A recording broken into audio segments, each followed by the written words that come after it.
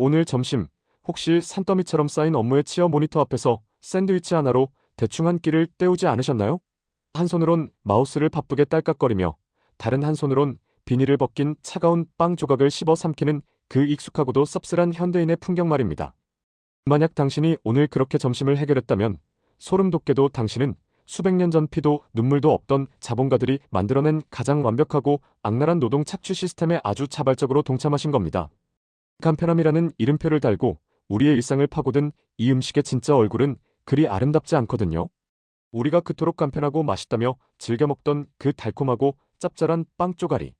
사실 그 이면에는 인간의 뇌를 철저하게 속이고 통제하기 위해 정교하게 계산된 심리 조작의 기술이 숨어 있다면 믿으시겠습니까? 나아가 인간이 누려야 할 가장 기본적인 휴식 본능마저 억압해온 섬뜩한 미스터리까지 얽혀 있죠. 오늘은 이 흔하디흔한 샌드위치라는 음식 이면에 숨겨진 진짜 충격적인 역사와 뇌과학의 비밀을 낱낱이 파헤쳐 봅니다. 흔히 우리는 샌드위치의 유래에 대해 이렇게 알고 있습니다. 18세기 영국의 귀족이었던 존 몬테규 샌드위치 백작이 도박에 너무 깊게 빠진 나머지 밥 먹는 시간조차 아까워 하인에게 고기를 빵 사이에 끼워오라고 지시해서 탄생한 음식이라고 말이죠.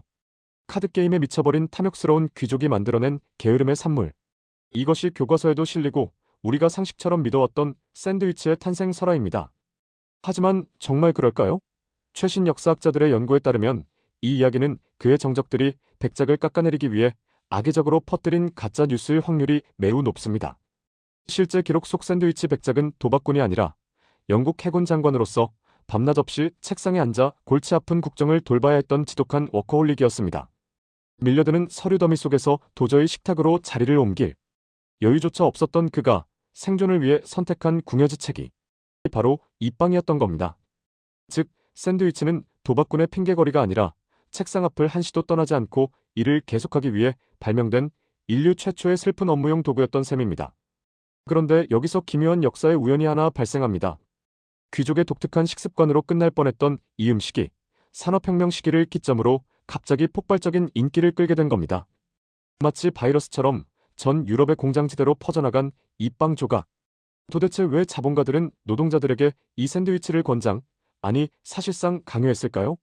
그들의 눈에 샌드위치는 단순히 먹기 편한 간식이 아니라 노동자를 통제할 수 있는 가장 완벽한 시스템이었습니다. 식사를 하는데 나이프와 포크, 그리고 넓은 식탁이 필요 없다는 것은 무엇을 의미할까요? 바로 합법적인 휴식 시간의 소멸을 의미했습니다. 기계가 멈추면 돈이 멈추던 시절, 자본가들에게 밥 먹는 시간은 끔찍한 손실이었으니까요. 과거 사람들은 밥을 먹기 위해 자리에 앉아 동료들과 눈을 맞추고 서로의 안부를 물으며 대화를 나눴습니다. 하지만 샌드위치가 등장하면서 인간의 기본적인 교류와 연대는 철저히 거세되었습니다. 그저 기계 한 구석에 서서 허기를 때우는 부속품으로 전락한 겁니다. 빵 두 쪽과 그 사이의 얇은 고기. 그것은 노동자들의 불만 섞인 입을 틀어막고 그들의 두 발을 시끄러운 방직기 앞에 단단히 묶어두는 세상에서 가장 부드럽고 잔인한 족쇄였습니다.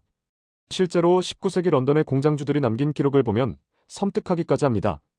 그들은 샌드위치야말로 우리의 시간을 갉아먹는 그 쓸데없는 식사 시간으로부터 공장을 구원했다며 열광적으로 환호했습니다.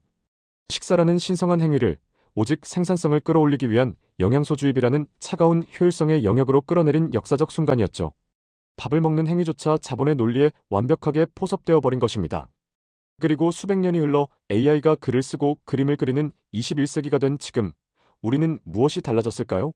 우리는 여전히 시간이 없다는 핑계로 편의점의 진열대에서 가장 싼 샌드위치를 고르며 스스로 그 차가운 족쇄를 손목에 채우고 있습니다.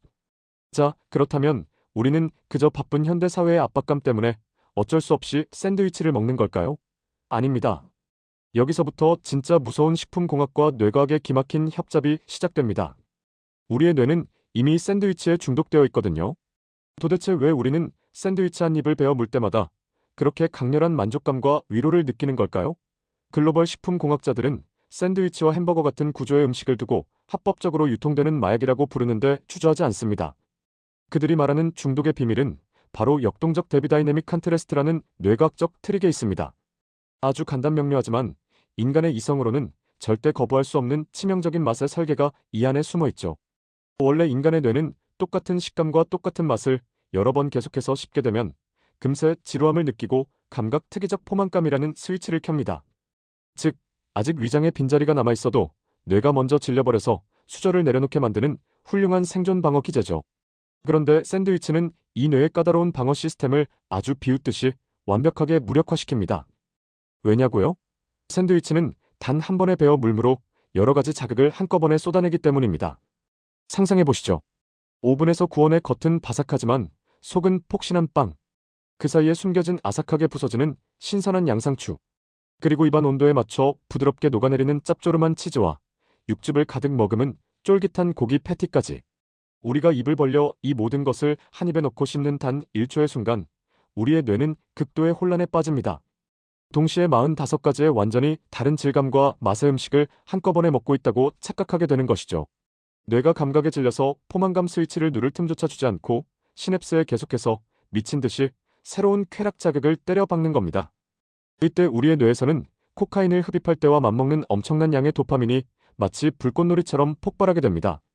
이것만으로도 무서운데 진화심리학적 관점에서 보면 더 소름 돋는 사실이 있습니다. 샌드위치를 구성하는 핵심 성분은 탄수화물, 지방, 나트륨입니다. 인류는 수백만 년 동안 겪어온 혹독한 기아에 대비하기 위해 이 세 가지 조합을 발견하면 눈이 뒤집히도록 진화해 왔습니다. 구조를 볼까요? 거대한 스펀지 같은 빵, 즉 탄수화물이 달달하고 짠 소스를 남김없이 흡수합니다. 그리고 그 사이를 고기의 육즙과 마요네즈의 지방이 빈틈없이 코팅해버리죠. 맛이 없을 수가 없는 황금 비율입니다. 샌드위치는 이미 갈기갈기 썰리고 다져진 재료들의 집합체이기 때문에 우리가 오랫동안 씹을 필요조차 없습니다. 이 부드럽고 기름진 덩어리는 위장에 제대로 닿기도 전에 혈액 속으로 스며들어 혈당을 급격히 치솟게 만들고 뇌에 즉각적인 보상을 내려줍니다. 우리가 극도의 스트레스를 받을 때, 직장에서 상사에게 깨지고 번아웃이 왔을 때 무의식적으로 샌드위치나 햄버거 가게로 발길을 돌리는 진짜 이유가 바로 여기 있습니다. 지치고 상처받은 내 뇌를 그 어떤 위로의 말보다 가장 빠르고 폭력적으로 그리고 확실하게 구원해줄 수 있는 합법적인 약물이 바로 이 음식임을 우리의 원초적인 본능이 이미 뼛속 깊이 알고 있기 때문입니다. 그리고 이 치밀하게 설계된 뇌과학의 결정체는 현대사회로 넘어오면서 인류의 새로운 심리적 결핍과 결합하여 또 한 번 진화하게 됩니다. 심리학에서는 이를 통제감의 착각이라고 부릅니다. 서브웨이 같은 커스텀 샌드위치 매장이나 요즘 유행하는 수제 샌드위치 집을 떠올려 보시죠. 우리는 매대에 서서 빵의 종류를 고르고 굽기를 선택하고 넣고 뺄 채소를 지시하며 소스의 조합까지 오로지 내 마음대로 결정합니다.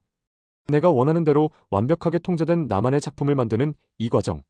전문가들은 이 사소해 보이는 선택의 과정이 현대인들의 억눌린 심리적 결핍을 강하게 채워준다고 분석합니다. 한번 생각해 보세요. 미친 듯이 치솟는 집값, 파란불만 켜지는 나의 주식 계좌, 상사의 불합리한 지시와 내 마음대로 되지 않는 인간관계까지. 내 뜻대로 완벽하게 통제할 수 있는 게 단 하나도 없는 이 혼란스러운 세상 속에서 살아가고 있지 않나요? 이런 무력감 속에서 유일하게 내 마음대로 쥐락펴락 통제하고 100% 내 취향대로 완벽하게 설계할 수 있는 나만의 작은 우주가. 그게 바로 내 손안에 들린 15cm짜리 샌드위치인 셈입니다.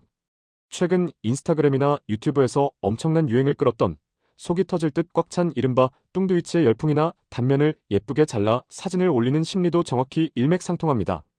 층층이 빈틈없이 꽉 채워져 완벽한 대칭을 이루는 화려한 단면을 눈으로 확인하면서 우리는 뇌 깊은 곳에 있는 정렬 강박을 충족시킵니다. 혀로 느끼는 미각적 쾌락에 더해 시각적인 도파민까지 영리하게 추가로 얻어내는 것이죠.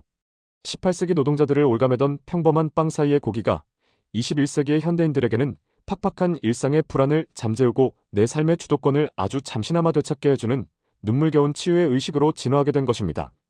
여러분, 오늘 쿡 찔러보다에서 다룬 샌드위치 이면에 숨겨진 소름 돋는 역사와 뇌과학의 이야기 어떻게 보셨나요?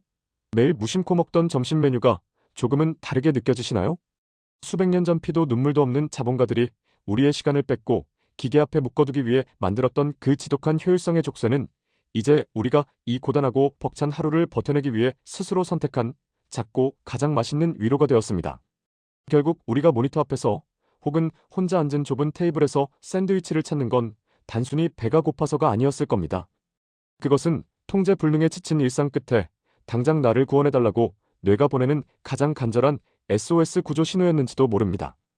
다음 시간에는 우리가 스트레스를 받을 때 왜 하필 위장에 빵꾸가 날 정도로 엽기적으로 매운 떡볶이를 찾게 되는지 그 진짜 이유에 대해 진화심리학의 관점에서 낱낱이 파헤쳐 보겠습니다. 여러분의 구독과 좋아요는 저희가 더 깊고 맛있는 지식을 만드는 가장 강력한 힘이 됩니다. 지금까지 쿡질러보다였습니다.